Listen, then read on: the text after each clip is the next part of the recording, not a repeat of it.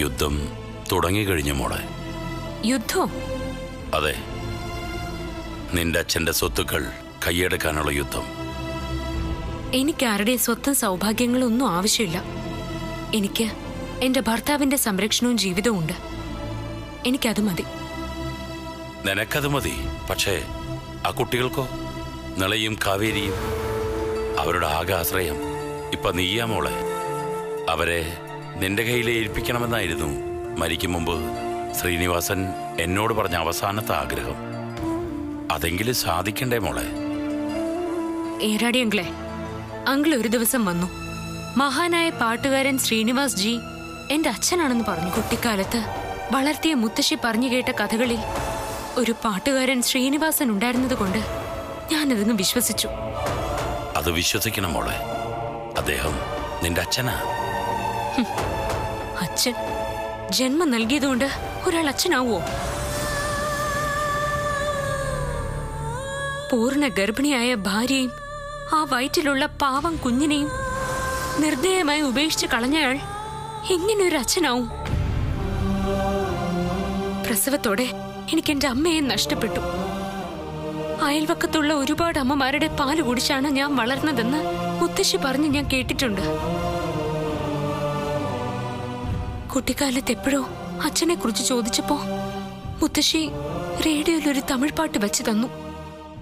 അതാണ് നിന്റെ അച്ഛനെന്ന് പറഞ്ഞു. എന്തേ അച്ഛൻ എന്നെ കാണാൻ വരാത്തത് എന്ന എന്റെ ചോദ്യത്തിന് എന്നെയും അമ്മയും അച്ഛൻ ഉപേക്ഷിച്ച കഥയും പറഞ്ഞു.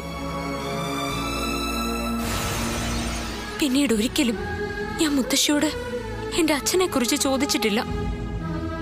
ആ പാട്ടും കേട്ടിട്ടില്ല. എന്റെ ഉള്ളിൽ അച്ഛൻ അതോടെ മരിച്ചു. മോള് പറയുന്നല്ല സത്യമാണ്. പക്ഷേ മോള് കേട്ട അച്ഛന്റെ ജീവിതത്തിന് ഒരു മറുവശമുണ്ട്. അത് സാധാരണ അങ്കിൾ. ഇതേപോലെ തെറ്റ് ചെയ്തിട്ടുള്ള എല്ലാവർക്കും കാണും പറയാൻ ഒരു മറുവശം. എനിക്കത് കേൾക്കാൻ താല്പര്യമില്ല അങ്കിൾ. മോളെ, സത്യമേത് അസത്യമേത് എന്ന് നമുക്ക് തന്നെ തിരിച്ചറിയാൻ കഴിയാത്ത സന്ദർഭങ്ങൾ ജീവിതത്തിൽ ഉണ്ടാകും. പക്ഷേ കഴിഞ്ഞ 20 വർഷമായി എനിക്കറിയാവുന്നൊരു സത്യമുണ്ട്. ഒരു രാത്രി പോലും നിന്നെക്കുറിച്ച് ഓർത്ത് സങ്കടപ്പെടാതെ അയാൾ ഉറങ്ങിയിട്ടില്ല. കൈവിട്ട് കളഞ്ഞ പൊന്നുമകളെ ഓർത്ത് മരണം വരെ നെഞ്ചുരുക്കി കരഞ്ഞൊരു ജന്മം. അതാണ് നിന്റെ അച്ഛൻ ശ്രീനിവാസൻ.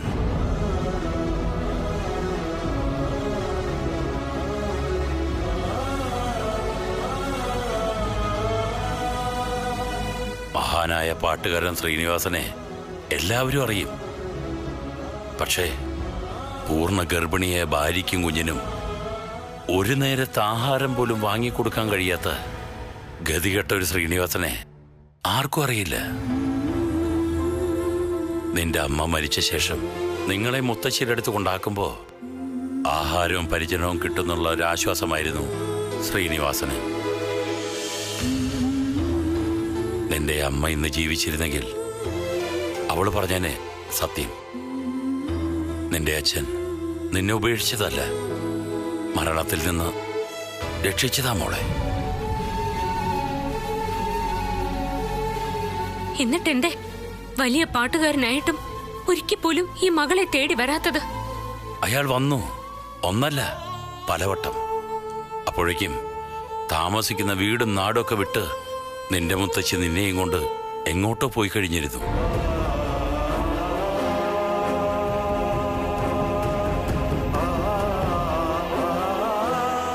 നീയും മുത്തശ്ശിയും എവിടെയാണെന്നറിയാതെ അയാൾ നാട് മുഴുവൻ അന്വേഷിച്ച് നടന്നു. പക്ഷേ എവിടെയും കണ്ടില്ല. ഇതൊക്കെ ചെയ്ത തെറ്റിനെ ന്യായീകരിക്കാൻ പറയുന്ന കള്ളക്കഥകളല്ലേ അങ്കിളെ? ഒരിക്കലുമല്ല. സിനിമയിൽ അയാൾ രക്ഷപ്പെട്ടു വന്നപ്പോ ചുറ്റും ഒരുപാട് പേരുണ്ടായിരുന്നു.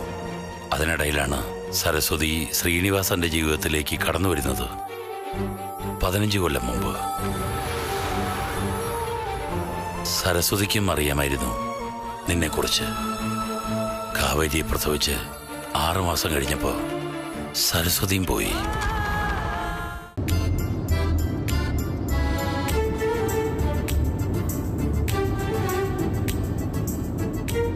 അമ്മേ, നമുക്ക് നാളെ രാവിലെ തന്നെ പോകണം കേട്ടോ. എവിടെ? ഓണാഘോഷം നടക്കുന്നിടത്ത്. അതിന് നീ വരുന്നുണ്ടോ? പിന്നെ വരാതെ. എന്റെ ഗൗരി മത്സരത്തിൽ ജയിക്കുന്നത് എനിക്കും കാണണ്ടേ? ഓ, അവന്റെ ഒരു ഗൗരി. ഇവിടെ ചെറുക്കാം, അവള് പറയുന്നതിനൊക്കെ ഞാൻ ഈ കൂട്ടു നിൽക്കുന്നതേ ചില കാര്യങ്ങളൊക്കെ മനസ്സിൽ പ്ലാൻ ചെയ്തിട്ട. പറഞ്ഞ വാക്ക് അവളെ തെറ്റിച്ച പിന്നെ ഞാൻ അവളെ ആ വീടിനകത്ത് കയറ്റത്തില്ല. അമ്മേ, ഓണം കഴിഞ്ഞാലേ ഞാനും കൂടി ഗൗരിയുടെ വീട്ടിൽ പോയി താമസിച്ചാലോ അമ്മേ? ആഹാ, എന്തിനാ ഓണം കഴിയുന്നത്? ഇപ്പൊ തന്നെ അങ്ങ് പോയിക്കോടാ. ആണോ? എന്നാ പിന്നെ അമ്മ വീട്ടിൽ കൊണ്ട് വിട്ടിട്ട് ഉടൻ തന്നെ ഞാൻ തിരിച്ചു വരാം. ഈ സമയത്ത് ഞാൻ കൂടി അവിടെ ഉള്ളത് നല്ലതാ. അയ്യേ, ഭാര്യ വീട്ടിൽ പോയി താമസിക്കാൻ പോകുന്നു പെങ്കോന്തൻ. അമ്മ, നിന്റെ കമ്മ. ഞാനൊരു കാര്യം പറഞ്ഞേക്കാം. ഞാനൊരു അല്പം താഴ്ന്നു തന്നു കരുതി എന്റെ തലേ കയറി ചവിട്ടാൻ നോക്കിയാലുണ്ടല്ലോ നിന്റെ കാൽമുട്ട് തല്ലി പിടിക്കും ഞാൻ. അമ്മ, പിന്നെ അമ്മ ഇന്ന് തന്നെ ഗൗരിയുടെ വീട്ടിൽ പൊക്കോളാൻ പറഞ്ഞതോ? അത് ഞാനൊരു ഓണത്തിന് പറഞ്ഞു എന്ന് കരുതി നീ ഉടനെ അങ്ങ് പെട്ടിയും കിടക്കി എടുത്തോണ്ട് ചാടി പുറപ്പെടുകയാണ് വേണ്ടത്. ഈ അമ്മയുടെ ഒരു കാര്യം. അമ്മ, ഞാൻ സ്ഥിരമായിട്ട് അവിടെ പോയി താമസിക്കാനൊന്നും അല്ല പോകുന്നത്. പിന്നെ ഗൗരിക്ക് സ്വത്തുക്കൾ കിട്ടുമ്പോഴേ അവളത് എന്റെ പേരിൽ കൂടി ആക്കുമെന്ന് എന്താ ഉറപ്പ്?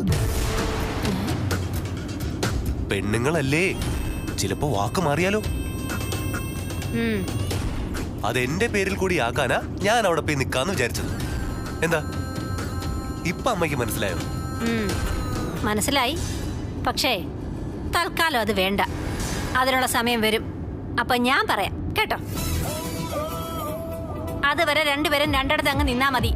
അധികം വാല് പൊക്കണ്ട. ആദ്യം ഈ ഓണാഘോഷം ഒന്ന് കഴിഞ്ഞോട്ടെ. ആ അമ്മേ, ഏതൊക്കെയോ സീരിയൽ താരങ്ങളൊക്കെ പൂക്കളിടാൻ വരുന്നുണ്ടെന്നാ ഗൗരി പറഞ്ഞത്. സത്യാണോടാ? ആരൊക്കെയാ വരുന്നത്? പേരൊന്നും എനിക്കറിയത്തില്ല. അമ്മ നല്ല അടിപൊളിയായിട്ട് ഒരുങ്ങി വേണം വരാൻ. അതെന്താടാ? അല്ലാതെ തന്നെ നിന്റെ അമ്മയ്ക്ക് സൗന്ദര്യം ഇല്ലേ? അമ്മ സുന്ദരിയൊക്കെ തന്നെയാ. പക്ഷെ നാളെ അവരെക്കാളൊക്കെ അമ്മ വേണം നിന്ന് തിളങ്ങാൻ. എന്തായാലും നീ പറഞ്ഞതല്ലേ, ഒന്നൊരുങ്ങി തന്നെ അങ്ങ് പോകാം. നമ്മുടെ അന്തസ്സ് കളയാൻ പറ്റില്ലല്ലോ. എടാ, അവിടെ വേറെ എന്തൊക്കെയാടാ മത്സരങ്ങൾ? അവൾ അതിനെ കുറിച്ചൊന്നും കൂടുതൽ പറഞ്ഞില്ലല്ലോ. പൂക്കളത്തിന്റെ കാര്യം മാത്രമല്ലേ അവള് പറഞ്ഞുള്ളൂ. അമ്മേ, നാളെ പൂക്കള മത്സരവും വടംവലിയും തീറ്റ മത്സരവും ചാക്കി കയറി ചാട്ടവും ഒക്കെ ഉണ്ട്. ആ, നമുക്ക് അച്ഛനെ കൂടി കൊണ്ടുപോവാം. എന്താ? നിന്റെ അച്ഛനെ കൊണ്ടുപോകാൻ പറ്റിയ സ്ഥലമാ. നേരെ നോക്കി വണ്ടി എടുക്കടാ, അതൊക്കെ ഞാൻ നോക്കിക്കോളാം. ഈ അമ്മയുടെ ഒരു കാര്യം.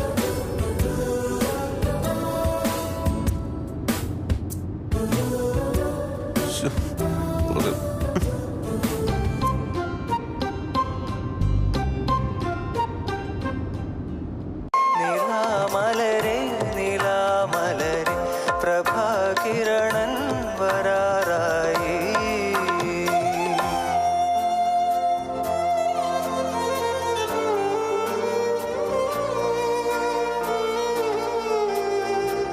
അച്ഛാ, ഇത് നോക്കിയേ. ഒരു മിനിറ്റ്. കൊള്ളാം, നന്നായിട്ട് മോളെ. ഇതിന് സമ്മാനം ഉറപ്പാ. ആട്ടെ, നീ ഇത് നീലിനെ കാണിച്ചോ? ഏട്ടന് നന്നായിട്ട് ഇഷ്ടപ്പെട്ടു. മോനഗിരി, നോക്കടാ, സ്വാതിമോളുടെ ഡിസൈൻ. ഏട്ടത്തി വരച്ചു തുടങ്ങിയപ്പോ ഞാനിത് കണ്ടതായിരുന്നു. എങ്ങനെയുണ്ട്? ഇഷ്ടപ്പെട്ടോ? പിന്നെ അല്ലാതെ സൂപ്പർ. ഈ ഡിസൈനിൽ പൂക്കള ഇട്ടാ അത് ഗംഭീരമായിരിക്കും. അല്ല മോളെ, ഗൗരിക്കും നന്ദിനിക്കും മോള് ഡിസൈൻ വരച്ചു കൊടുത്തില്ലേ? ഇല്ല, അതിന് അവരെന്നോടൊന്നും ആവശ്യപ്പെട്ടില്ലല്ലോ. ഇല്ലേ? ഇന്നലെ ഞാൻ അവരെ മോളുടെ അടുത്തേക്ക് പറഞ്ഞു വിട്ടാണല്ലോ. എന്തിന്? പൂക്കളം വരയ്ക്കാനോ? അതെ, അവർക്കുള്ള പൂക്കളെ ഡിസൈൻ ചെയ്യാൻ മോളോട് പറഞ്ഞാൽ മതിയെന്ന് ഞാനാ അവരോട് പറഞ്ഞു. അവരെന്നോടൊന്നും പറഞ്ഞില്ല അച്ഛാ. അവരിന്നലെ ഏട്ടത്തിന്റെ അടുത്ത് വന്നു എന്നുള്ളത് നേരാ. പക്ഷേ ഒളിച്ചു നിന്നോണ്ട് ഏട്ടത്തി വരയ്ക്കുന്ന നോക്കിയിട്ട് വന്ന വഴി സ്ഥലം വിടുകയും ചെയ്തു. ഏട്ടത്തിയോട് ചോദിക്കാനുള്ള നാണക്കേടുകൊണ്ടായിരിക്കും അവർ ചോദിക്കായിരുന്നത്. എന്നോട് പറഞ്ഞിരുന്നെങ്കിൽ ഞാൻ വരച്ചു കൊടുക്കില്ലേ?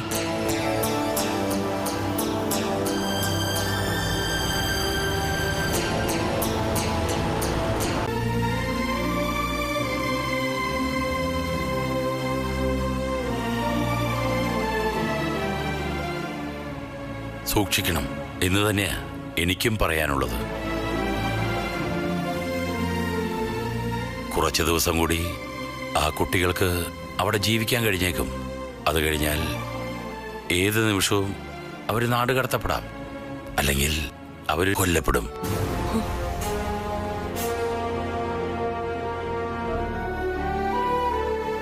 നിനക്ക് അവരൊരു ബാധ്യതയാണെന്ന് എനിക്കറിയാം. പക്ഷേ നിന്റെ അച്ഛൻ്റെ അവസാനത്തെ ആഗ്രഹമാണ്. അത് മോള് നിറവേറ്റണം. ആ കുട്ടികളുടെ കാര്യത്തിൽ എനിക്ക് വിഷമമുണ്ട്. പക്ഷേ എനിക്ക് എന്ത് ചെയ്യാൻ കഴിയും? ഈ രാജ്യത്ത് നിയമവും കോടതിയൊക്കെ ഉണ്ടല്ലോ. ആ സംരക്ഷണം അവർക്ക് കിട്ടില്ലേ? മോളെ, അവരുടെ അവസ്ഥ മോൾക്കറിയാഞ്ഞിട്ടാ. എല്ലാം ഉണ്ട്, പക്ഷേ ഒന്നും അവർക്ക് സ്വന്തമല്ല. അവർക്ക് ചുറ്റിലും ഒരുപാട് പേരുണ്ട്, പക്ഷേ ആരും അവരുടെ ആരുമല്ല. അവരെ സംരക്ഷിക്കേണ്ടത് മോളുടെ കടമയാണ്. അവര് മോളുടെ അനിയത്തിമാരാ. വിശ്വസിച്ച് അവരെ ഏൽപ്പിക്കാൻ മോളല്ലാതെ മറ്റാരുമില്ല. ചേച്ചി വന്ന് രക്ഷിക്കും എന്ന പ്രതീക്ഷയില ആ മക്കൾ.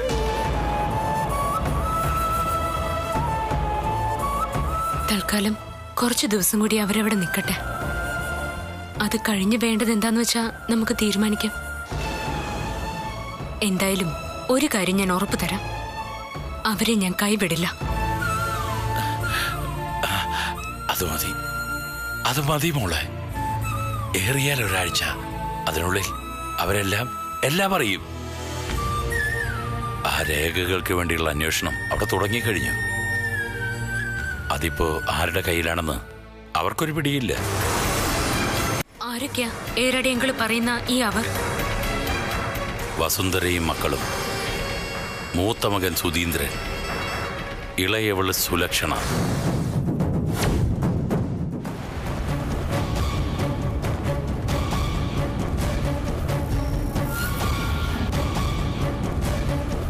ഗൗരിച്ചി, നമ്മളിങ്ങനെ അധികം ആലോചിച്ചിട്ട് ഒരു കാര്യമില്ല. എന്തെങ്കിലും ചെയ്തേ പറ്റൂ.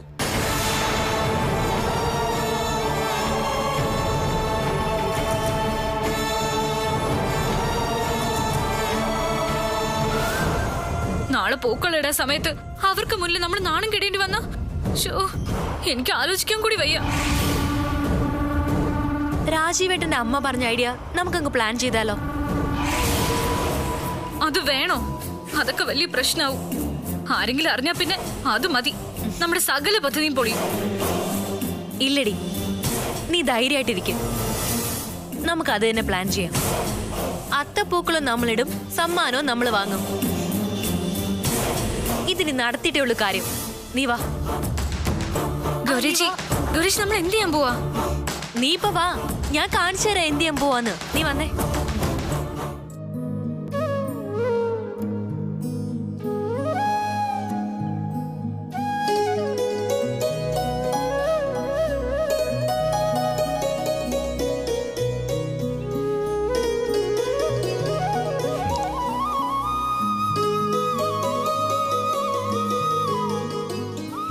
ഇത് അസലായിട്ടുണ്ട്, കലക്കി. മോളെ, ആ ലിസ്റ്റ് എവിടെ? ഞാൻ ഫ്ലവർ ഷോപ്പിലോട്ട് പോവാ. ഇതിലുണ്ടെല്ലാം. ഇത്രയും പൂക്കൾ മതിയാവോ മോളെ? ഇതുകൊണ്ട് തികയോ? ഈ പൂക്കളിടാൻ ഇത്രയും പൂക്കൾ തന്നെ ധാരാളം. അച്ഛൻ വേഗം പോയിട്ടോ. ശരി. അച്ഛാ, എന്താ, എന്തെങ്കിലും മറന്നോ? ഏയ് ഇല്ല. പിന്നെ ഗൗരിക്കും നന്ദിനിക്കും വേണ്ട പൂക്കൾ കൂടി ഓർഡർ ചെയ്യണം. അവര് നമ്മളോട് വാശി കാണിച്ചാലും നമുക്കത് പറ്റില്ലല്ലോ അച്ഛാ. അവര് ചോദിച്ചിരുന്നെങ്കിൽ ഈ ഡിസൈൻ തന്നെ ഞാൻ അവർക്ക് കൊടുത്തേനെ. മോളെ, നിന്റെ ഈ വലിയ മനസ്സ് കാണാനുള്ള കഴിവൊന്നും അവർക്കില്ലാണ്ട് പോയി. വലിയ മനസ്സ്.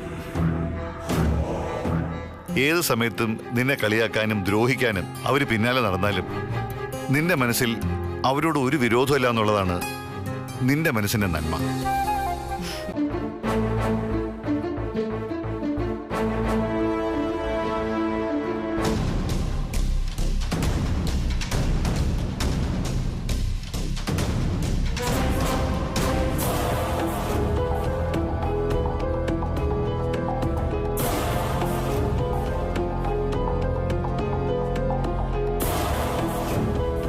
അച്ഛാ, ആ അച്ഛൻ ഇതുവരെ ഉറങ്ങിയില്ലേ?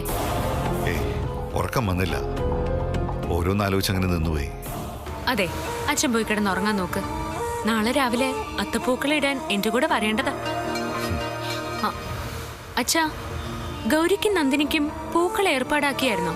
അതൊക്കെ പറഞ്ഞിട്ടുണ്ട്, രാവിലെ പോയി എടുത്താൽ മതി. ആ, എന്നാ പിന്നെ അച്ഛൻ നേരത്തെ പോയി കിടന്ന് ഉറങ്ങിക്കോ. ഞാൻ വെള്ളം എടുക്കാൻ വന്നിട്ട്.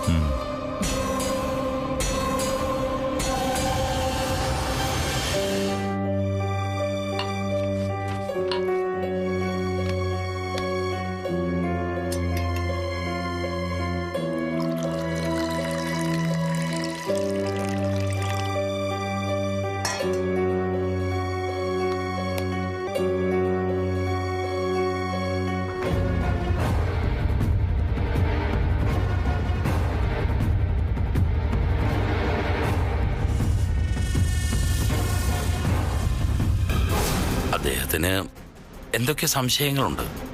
അദ്ദേഹം അത് എന്നോട് ചോദിക്കുകയും ചെയ്തു.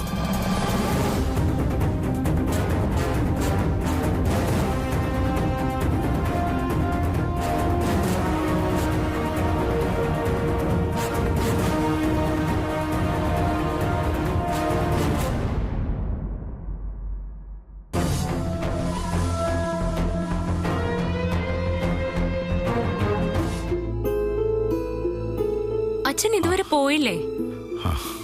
ദേ, പ്രായം കുറയല്ല, കൂടുക. അത് ഓർമ്മ വേണം. ഉറക്കം കിട്ടിയില്ലെങ്കിൽ പിന്നെ അത് മതി രോഗങ്ങൾ വരാൻ. മോള് പൊയ്ക്കോ, ഞാൻ കിടന്നോളാം. അച്ഛൻ എന്താ പതിവില്ലാത്തൊരാലോചനയും ഉറക്കമില്ലായ്മയൊക്കെ? ഏയ് ഒന്നുമില്ല. ശരി മോളെ,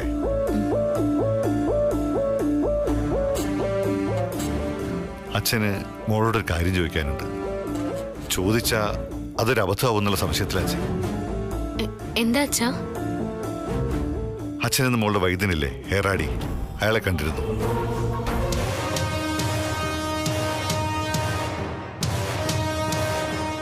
ചില കാര്യങ്ങൾ അയാളോട് സംസാരിക്കുകയും ചെയ്തു. പക്ഷേ അച്ഛനിപ്പോ ശരിക്കും ഒരു സംശയത്തിലാ.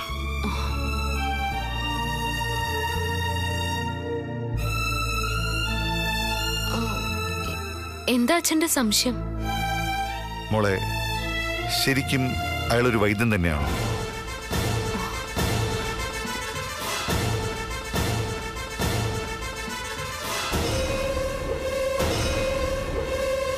അയാളുടെ ശരീരഭാഷയിൽ എവിടെയോ ഒരു കള്ളത്തരം ഒളിഞ്ഞു കിടക്കുന്നുണ്ടോ എന്നൊരു തോന്നല്. മോൾക്ക് എന്താ തോന്നുന്നേ? മോൾക്കാരാ അയാളെ പരിചയപ്പെടുത്തി തന്നെ? അതൊരു കൂട്ടുകാരി അച്ഛാ. ഏത് കൂട്ടുകാരി? അത് പിന്നെ പറഞ്ഞ അച്ഛൻ അറിയില്ല. എന്റെ കൂടെ പഠിച്ച ഗ്രേസിയാ അയാളെ പരിചയപ്പെടുത്തി തന്നത്. ഓ, ഗ്രേസി. ശരി, മോള് പോയി കിടന്നോ. അച്ഛൻ വെറുതെ ചോദിച്ചെന്നേ ഉള്ളൂ.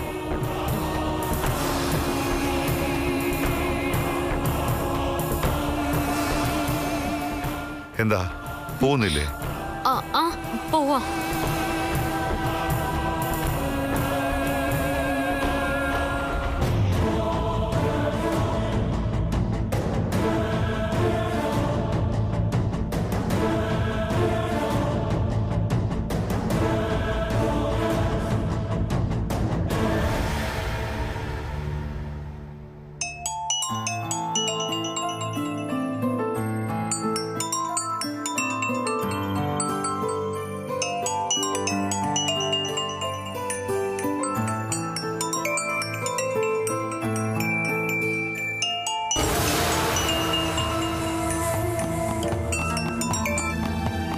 ഹലോ. ഹലോ മോളെ, ഇത് ഞാനാ. ആരാ? മനസ്സിലായില്ല. അയ്യോ, സാറായിരുന്നോ? ഇത് ഞാനാ, ഏറാടി വൈദ്യര്.